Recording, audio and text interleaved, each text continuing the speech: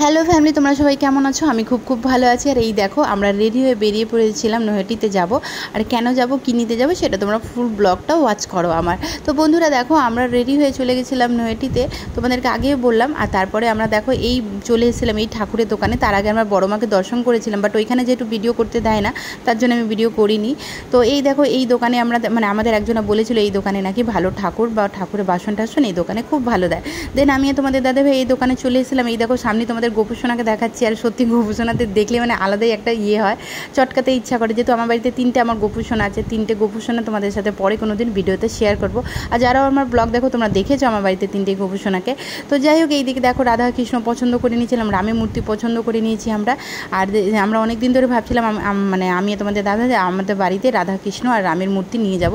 যাই হোক শেষমেশ আমাদের এই ইচ্ছাটা আমরা পূর্ণ করতে পেরেছি। আর এটা ফার্স্ট টাইম আমরা নিজের বাড়িতে একটা ঠাকুর কিনে প্রাণ প্রতিষ্ঠা করব। আর যখন আমরা প্রাণ প্রতিষ্ঠা করব সেই ভিডিওটা তোমাদের সাথে শেয়ার করব বন্ধুরা।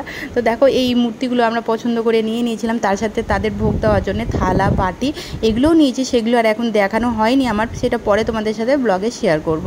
তো দেখো বন্ধুরা, তোমাদেরকে আমি এইদিকে দেখাচ্ছি কত ঠাকুর, সত্যি দেখে মন ভরে যাচ্ছে। এত ঠাকুর, আমি ফার্স্ট টাইম যেহেতু ঠাকুর কিনেছি, আমিও তোমাদের দাদাভাই আর ফার্স্ট টাইম আমরা ঠাকুরের দোকানে গেছি। তো সত্যি খুব ভালো লাগছিল। আর নিজে থেকে কোনো কিছু কিনলে না সত্যি খুব ভালো, একটা ভালো ফিল, ভালো একটা ফিল হয়। তো সত্যি সেটা আমারও তোমাদের দাদাভাইয়েরও হচ্ছিলো, খুব ভালো লাগছিলো, আনন্দও লাগছিলো যে হ্যাঁ আমরা নিজেও কিছু কিনতে পেরেছি। যেহেতু আমাদের বাড়িতে ঠাকুরঘর খুব ছোটো আছে, তার জন্য আমি ঠাকুরগুলো খুব ছোটোই নিয়েছি। তো চলো আবার দেখা হবে নেক্সট ব্লগে। Tata, bye bye.